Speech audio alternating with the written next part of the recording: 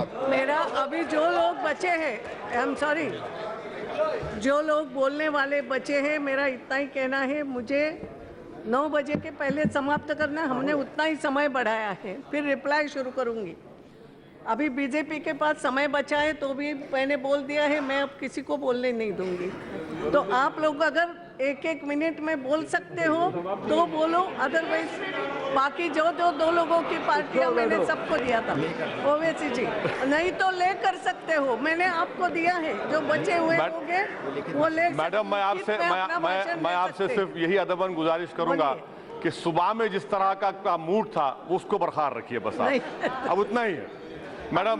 मैं भी कितनी देर बिल्कुल बिल्कुल मैडम, आप इंसान है, मैं जानता हूँ। मैडम, ये तहरीकी अदम एतमाद जो पेश किया गया है, मैं उसकी तायद में खड़ा हूँ। मेरे सिर्फ 7 सवालात हैं, मैं आपके जरिए से हुकूमत, नहीं, मैं 7 सवालात है मैडम, मैं आपके जरिए हुकूमत से पहुंचा दूंगा और उम्मीद करता हूं कि वजीर आजम उसका जवाब देंगे। मेरा पहला सवाल ये है कि हुकूमत ये जानती है कि मुसलमानों में जो खवानगी का तनासुब है वो 68% है और पूरे मुल्क में 75% है।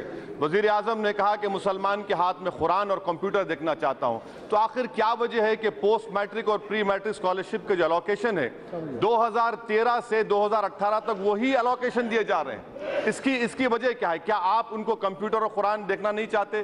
तो मेरा दूसरा सवाल आपके जरिए से वजीर आजम से है मैडम कि 15 पॉइंट प्राइम मिनिस्टर्स प्रोग्राम है, मैं आपके जरिए से वजीर आजम से जानना चाहता हूं कि 4 साल में इस सरकार ने 15 पॉइंट प्रोग्राम का ये उसूल है, कानून है कि 3 महीने में 1 मरतबा कैबिनेट सेक्रेटरी मीटिंग लेगा। 4 साल में 1 मीटिंग नहीं हुई मैडम। क्या ये आपकी मोहब्बत है अक़लियतों से?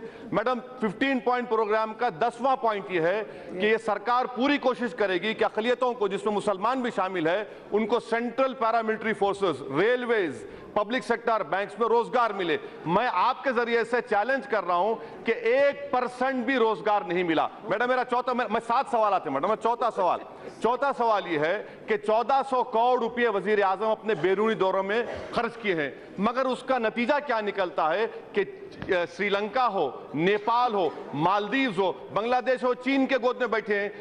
मेरा 5वां सवाल आपके जरिए हुकूमत से यह है कि दलितों से मोहब्बत के इतने बड़े बड़े दावे किए जा रहे हैं, मगर जिस जज ने SC/ST एक्ट के खिलाफ जजमेंट दिया, आपकी सरकार ने उसको NGT का चेयरमैन बनाया और आप में इतनी हिम्मत नहीं है कि ऑर्डिनेंस जारी कर सके। मैडम, मैं आपसे आखिरी सवाल आपके जरिए से हुकूमत से करना चाह रहा हूं कि फिक्स डिपॉजिट 6% है, इन्फ्लेशन 6% है, कौन सी माशी पॉलिसी है? कश्मीर की पॉलिसी क्या है? जितने मिलिटेंट मरते हैं, अगर 2 मिलिटेंट मरता है तो 1 हमारा सिपाही मरता है।